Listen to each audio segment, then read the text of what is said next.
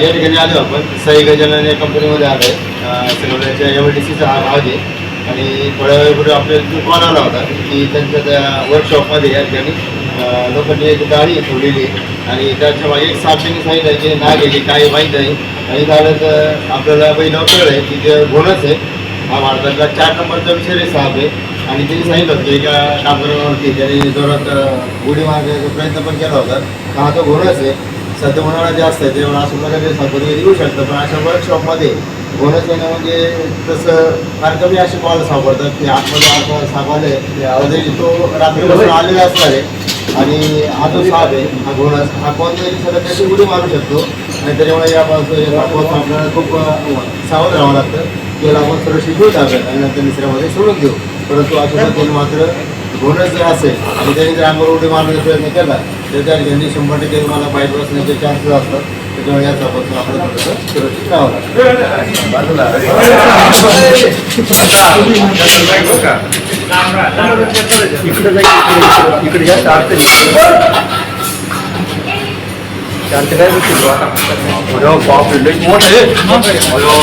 समोर दिसते इथे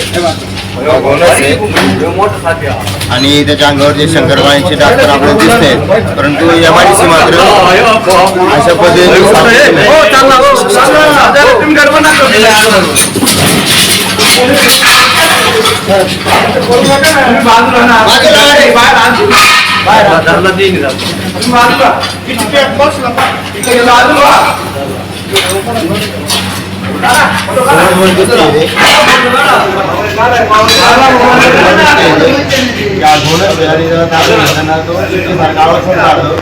त्याला ओळखण्याची चांगली खोले त्याच्या अंगावर शंकरबाईंसारखे डाग असतात.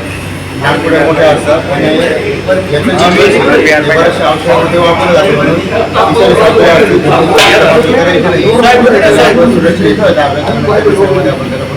सोडून देऊ. परंतु व्हिडिओ बघून मात्र कोणी सापडले जवळ जाण्याचा पकडण्याचा किंवा कुठे करायचा नाही.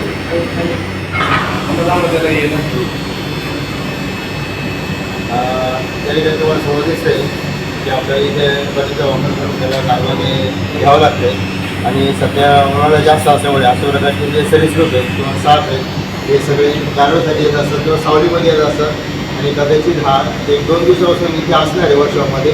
परंतु दिसलेलं नव्हतं आणि 2 दिवसापासून त्याच्या पोटाकडे आपण जर पाहिलं तर मी काहीतरी उंदीर वगैरे घेतलं त्याच्या पोटामध्ये आणि शिकार घेतल्यामुळे त्या तो शांतपणे बसलेला आहे.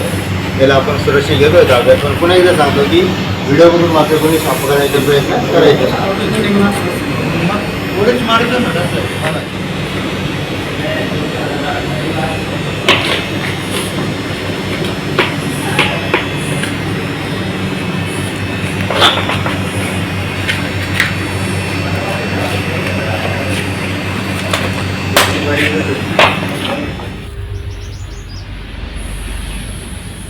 साई गजानन वर्कशॉप गुलवडी MIDC या ठिकाणी जो आपल्याला घोणस सापडला होता या घोणसला आपण त्याला तिच्या नैसर्गिक आदिवासामध्ये या ठिकाणी सोडून